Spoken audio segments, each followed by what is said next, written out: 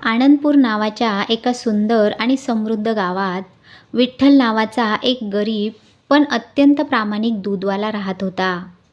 विठ्ठलकडे फक्त 2 गायी होत्या. तो रोज सकाळी उठून देवाचे नाव घ्यायचा, गायींचे दूध काढायचा आणि कोणतीही भेसळ न करता शुद्ध दूध गावातील लोकांना विकायचा. तो नेहमी म्हणायचा, आपण जे कर्म करतो देव ते सर्व पाहत असतो. कोणाची फसवणूक करून मिळवलेला पैसा कधीच टिकत नाही. विठ्ठलच्या या प्रामाणिकपणामुळे गरिबी असूनही त्याचे कुटुंब समाधानी आणि आनंदी होते. त्याच गावात सदानंद नावाचा एक मोठा व्यापारी राहत होता. सदानंद अत्यंत लोभी आणि कपटी स्वभावाचा होता. त्याचे धान्याचे आणि किराणा मालाचे मोठे दुकान होते, पण तो नेहमी वजनात माप कमी करायचा, धान्यामध्ये खडे मिसळायचा आणि गरिबांना चढ्या दराने सामान विकायचा. लोकांना त्याच्या लबाडीबद्दल माहीत होते, पण गावातील एकमेव मोठे दुकान असल्याने नाईलाजास्तव सर्वांना त्याच्याकडूनच खरेदी करावी लागायची. सदानंद विठ्ठलच्या प्रामाणिकपणाची नेहमी थट्टा उडवायचा आणि त्याला म्हणायचा, अरे विठ्ठला, या जगात प्रामाणिक राहून फक्त गरिबी मिळते. बघ मी लोकांना कसा फसवतो आणि म्हणूनच आज मी इतका श्रीमंत आहे. एकदा आनंदपूर गावावर मोठे संकट आले. त्या वर्षी पाऊसच पडला नाही, ज्यामुळे गावात भीषण दुष्काळ पडला. विहिरी कोरड्या पडल्या आणि शेतातील पिके जळून खाक झाली. गावातील गरीब लोकांकडे खायला अन्न उरले नाही. अशा कठीण काळात सदानंदने मदतीचा हात देण्याऐवजी आपला फायदा शोधण्याचे ठरवले.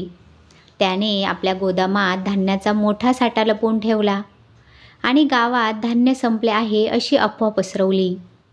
जेव्हा अन्न वाचून लोकांचे हाल होऊ लागले, तेव्हा सदानंदने लपवलेले धान्य दुप्पट तिप्पट किमतीत विकायला सुरुवात केली.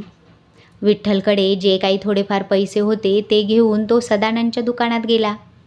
विठ्ठलने विनवणी केली, सदानंद शेठ, माझ्या लहान मुलाला खूप भूक लागली आहे आणि घरात अन्नाचा कण देखील नाही. हे घ्या माझे शेवटचे पैसे आणि मला थोडे धान्य द्या. पण क्रूर सदानंदने विठ्ठलच्या गरिबीचा फायदा घेत त्याला खराब सडलेले धान्य दिले आणि उरलेले पैसेही लाटले. विठ्ठलने ते धान्य घरी नेले, पण त्याच्या मनात सदानंदबद्दल कोणताही राग नव्हता. तो म्हणाला, त्याचे कर्म त्याच्यासोबत आणि माझे कर्म माझ्यासोबत. देव नक्कीच त्याच्यासोबत न्याय करेल. दुष्काळ संपला आणि 1-2 वर्षात गावातील परिस्थिती पुन्हा सुधारली. सदानंदने दुष्काळात गरिबांना लुटून अफाट संपत्ती कमवली होती. आता त्याला शहरात जाऊन मोठा व्यवसाय करायचा होता. त्याने गावातील आपली जमीन आणि दुकान विकले आणि गोळा झालेली सर्व संपत्ती, सोन्या चांदीचे दागिने आणि रोकड एका मोठ्या लाकडी पेटीत भरली. सदानंद आपल्या कुटुंबासह आणि त्या मौल्यवान पेटीसह एका मोठ्या बैलगाडीतून शहराच्या दिशेने निघाला. शहरात जाण्याचा रस्ता एका नदीवरून जात होता.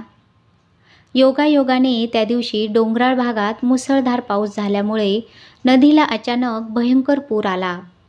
नदी ओलांडताना पाण्याचा वेग इतका वाढला की सदानंदची बैलगाडी उलटली. सदानंद, त्याची पत्नी आणि मुलगा पाण्यात वाहून जाऊ लागले. सदानंद चांगला पोहू शकत होता, पण त्याचे लक्ष स्वतःच्या कुटुंबापेक्षा त्या पैशांच्या पेटीकडे जास्त होते. त्याने एका हाताने ती जड पेटी पकडली. पेटी अत्यंत जड असल्यामुळे तो पाण्यात बुडू लागला. नदीच्या काठावर उभे असलेले लोक ओरडत होते, शेठ, ती पेटी सोडून द्या आणि स्वतःचा जीव वाचवा. पण लोभी सदानंदने पेटी सोडली नाही. अखेर पाण्याने त्याला आणि त्याच्या कुटुंबाला खोल डोहात ओढले. त्याची पत्नी आणि मुलगा कसेबसे काठाला लागले, पण सदानंद पेटीसह नदीच्या तळाशी गेला. दुसऱ्या दिवशी पूर ओसरला. विठ्ठल नदीकाठच्या आपल्या शेतात काम करत होता.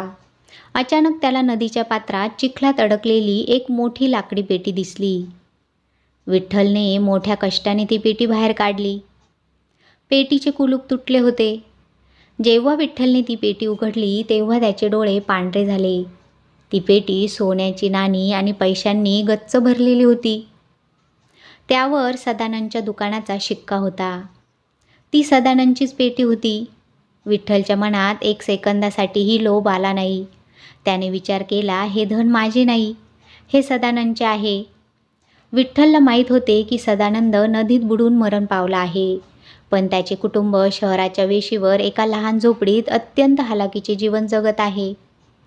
विठ्ठलने ती पेटी जशीच्या तशी उचलली आणि तो सदानंदची पत्नी आणि मुलाला शोधत शहरात गेला. त्याने ती अफाट संपत्ती सदानंदच्या रडणाऱ्या पत्नीच्या स्वाधीन केली आणि म्हणाला, वहिनी, ही शेठजींची पेटी मला नदीकाठी सापडली. यावर तुमच्या कुटुंबाचा हक्क आहे. हे तुमचे धन सांभाळा. सदानंदची पत्नी विठ्ठलच्या पाया पडली आणि रडत म्हणाली, विठ्ठल भाऊ, माझ्या नवऱ्याने आयुष्यभर लोकांना फसवले, पण तुमच्यासारखा प्रामाणिक माणसाला दुष्काळात सडलेले धान्य दिले. त्याच्या याच वाईट कर्मामुळे आज नदीने त्याचा बळी घेतला, पण तुमच्या चांगल्या कर्मामुळे आज आम्हाला आमचे हक्क परत मिळाले. जर तुम्ही ही पेटी स्वतःकडे ठेवली असती तरी कोणाला काहीच कळले नसते, पण तुमच्या प्रामाणिकपणाने आमचे प्राण वाचवले. सदानंदच्या पत्नीने त्या पेटीतील अर्धी संपत्ती विठ्ठलला बक्षीस म्हणून देण्याचा आग्रह केला, पण विठ्ठलने फक्त स्वतःच्या गरजेपुरतेच थोडे पैसे घेतले, जेणेकरून तो आणखी गायी खरेदी करू शकेल. ही कथा आपल्याला हे शिकवते की कर्म कधीही चुकत नाही. सदानंदने लोभापोटी वाईट कर्म केले, ज्यामुळे त्याला संपत्ती तर मिळाली, पण अखेर त्याच संपत्तीमुळे त्याचा जीव देखील गेला. याउलट विठ्ठलने गरिबीतही प्रामाणिकपणाचे आणि चांगुलपणाचे कर्म सोडले नाही. म्हणूनच नियतीने त्याला मान सन्मान आणि सुखी जीवन बहाल केले. आपण जे काही करतो ते चक्रासारखं फिरून आपल्याकडेच परत येतं. कथा आवडली असेल तर व्हिडिओला लाईक करा, शेअर करा आणि अशाच नवनवीन गोष्टी, कथा ऐकण्यासाठी माझ्या चॅनलला नक्की सबस्क्राईब करा. धन्यवाद.